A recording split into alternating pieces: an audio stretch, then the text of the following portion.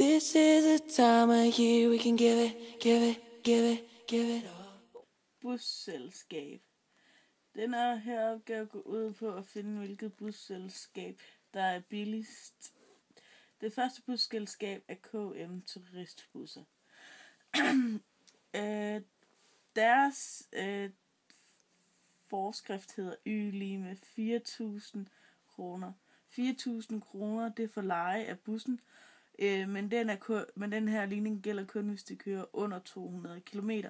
Hvis de kører over 200 km, hedder forskriften Y lige med 5 gange per antal kilometer, du kører, plus 3.000. Henriksens turistbusser er den næste, og dens forskrift er Y lige med 10 kroner gange per antal kilometer, du kører, plus 2.000 kroner for selve leje af bussen. De Krog, som er det sidste turistbusselskab, der er Y lige med 25 gange antal kilometer, du kører, og der er bussen så gratis. Jeg har skrevet de 3 busselskaber ind i Excel, hvor jeg har regnet ud, hvad det koster per antal kilometer. Og det har jeg regnet ud ved hjælp af deres forskrifter. Og så har jeg lavet en tabel ved hjælp af... så har jeg lavet en graf ved hjælp af tabellerne, som giver en idé over, hvilket busselskab, der er det billigste.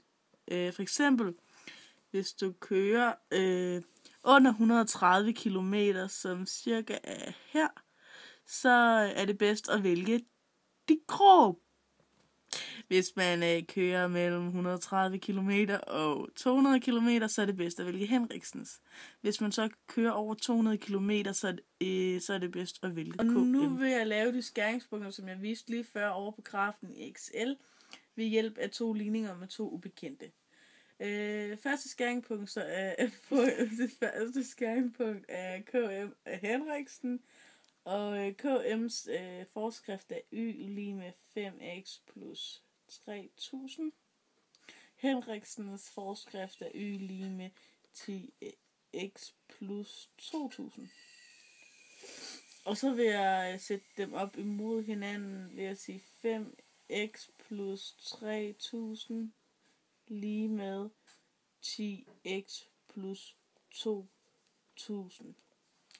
Og så vil jeg have x'en over på den side, hvor der er flest, hvilket er der, hvor der er 10x. Så flytter jeg dem derover, og så skifter det fortegn, så det hedder minus 5x.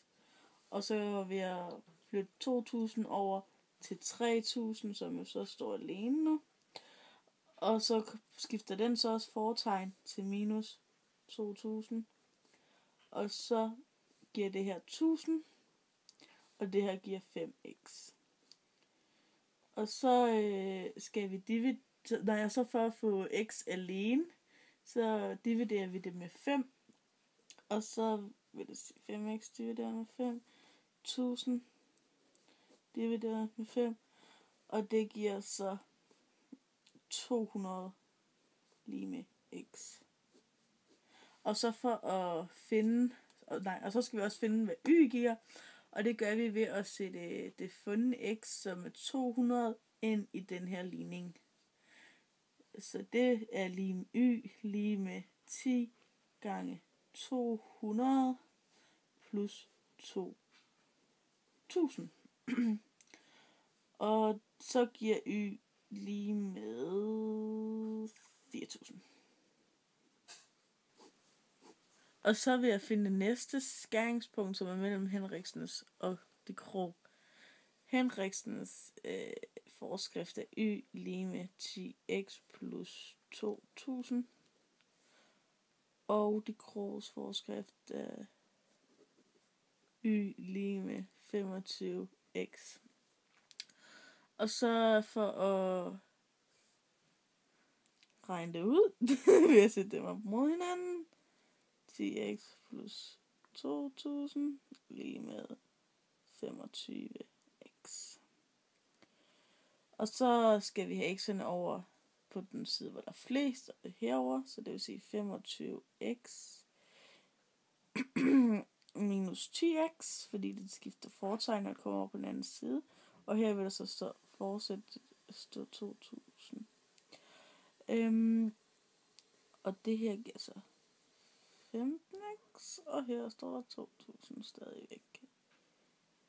Og så for at få x til at være alene, så dividerer vi det med 15. Så 2000 divideret med 15, og 15x divideret med 15. 15x divideret med 15 giver x, og 2000 divideret med 15 giver 133,33. Og så skal vi finde y, og det gør vi ved at sætte den over i denne her ligning. Sæt x op. Så det bliver y lige med 25 gange 133,33. Og så er y lige med 333,3333. Resulterer så i, at når KM og Henriksens begge to har kørt 200 km, så koster de begge to 4.000 kroner. Og hernede, når Henriksens og de Grå begge to har kørt 133,33 km, så koster det begge to 3.333,333 uendelighed.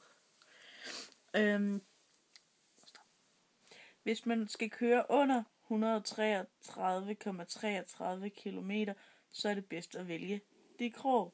Hvis man så skal køre mellem 133,33 km og 200, så er det bedst at vælge Henriksen. Hvis man så skal køre over 200 km, så er det allerbedst at vælge KM. One through 10 on your list, you can get it, get it, get it, get it out. Make your wish tonight.